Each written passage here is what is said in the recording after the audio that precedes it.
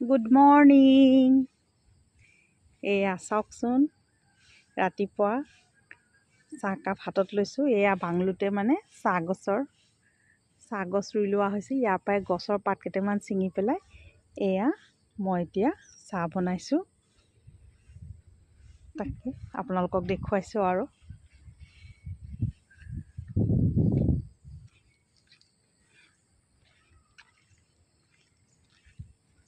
ৰাতিপুৱাৰ পৰিৱেশ। এডাল ধুনীয়াকৈ এই গছজোপা আকৌ এডাল ওলাইছে। এয়া এই হোল গছজোপা এয়া ফুলিবলৈ আৰম্ভ কৰিছে।